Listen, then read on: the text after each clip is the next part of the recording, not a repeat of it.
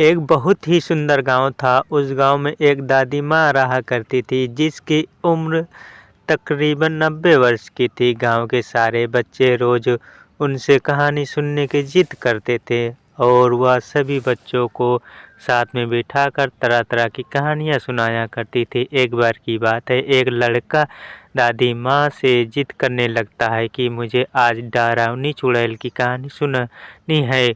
लेकिन दादी माँ उन बच्चों को तो भूत की कहानी नहीं सुनाना चाहती है। उन्हें लगता है कहीं बच्चों के मन में डर न बैठ जाए। लेकिन सभी बच्चे दादी माँ से जिद करने लगते हैं। तभी दादी माँ कहानी सुनाना शुरू करती हैं।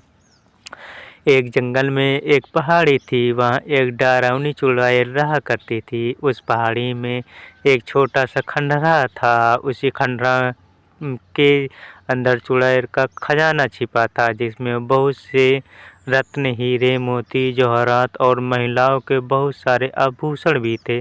वह चुड़ैल खजाने की रक्षा के लिए उस जंगल में भय माहौल बनाए रखी थी, ताकि कोई उस खंडहर के करीब न आ सके। लेकिन एक दिन एक लकड़हारा लकड़ी काटने के लिए उस जंगल में प्रवेश कर गया और जलाऊ लकड़ी की तलाश में जंगल के मध्य भाग तक पहुंच गया, जहां उस चुड़ैल का खंडहर बना था। खंडहर के पास आसपास बहुत सी सूखी लकड़ी पड़ी हुई थी। उसने सोचा कि इसमें उत्तम जलाऊ लकड़ी तो कोई हो ही नहीं सकती है, जो पूरी तरह से सूखी हुई थी। वह लकड़हारा खंडहर की सीढ़ियों से लकड़ियां इकट्ठा करता हुआ आगे बढ़ता गया। जैसे ही वह दौड़ तक पहुंचा, वहां एक बहुत ही विशाल दरवाजा था, जो पूरी तरह लकड़ी का बना हुआ था। लकड़हारे ने आज से पहले इतनी खूबसूरत कारीगरी कभी नहीं देखी थी। जैसे ही उसने उस दरवाजा को स्पर्श किया, उसे अजीब सा एहसास हुआ। उसे ऐसा लगा मानो कोई उसे अंदर बुला रहा हो। मदहोशी की हालत में लकड़हारा अंदर प्रवेश कर गया। खंडहर के अंदर जाते ही उसकी आंखों चकाचौंध हो गई। बड़े-बड़े मिट्टी के बर्तन में असरफियां, सिक्के और हीरे जवाहरात का भंडार था। लकड़हारे ने आज से पहले इतनी दौलत कभी नहीं देखी थी। स्वाभाविक है कि कोई भी इंसान इतना बड़ा खजाना देखकर चौकचौंध ही हो जाएगा। तभी खंडहर के अंदर एक आहट के साथ दरवाजा बंद हो गया और जोर से हवाएं चलने लगती है। लकड़हारा खंडहर में एक खंभे को पकड़कर अपनी जान बचाता है। तभी वह डरावनी चुड़ैल अपना भयानक रूप प्रकट करती है। यह देखते ही लकड़हार बेहोश हो जाता है और उसी हालत में लकड़हारे की एक रात गुजर जाती है।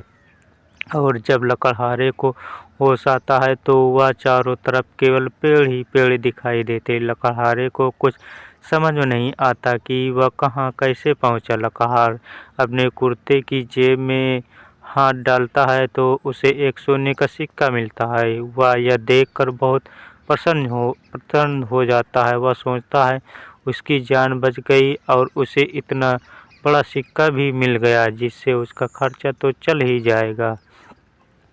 और वह उत्साहित होकर अपने गांव वापस बिना लकड़ियों के ही आ जाता है। घर में आकर सभी को यह बात बताता है, लेकिन उसके घर वाले भी प्रतिक्रिया नहीं देते हैं। उसे लगता है मैं इतनी जोर जोर से सबको अपनी बातें बता रहा हूँ, लेकिन कोई मेरी बातें सुन क्यों नहीं पा रहा है। तभी वह पास में ही पड़े पानी के बर्तन में मुंह धोने के लिए हाथ डालता है, लेकिन वह पानी की एक बूंद को भी स्पर्श नहीं कर सकता।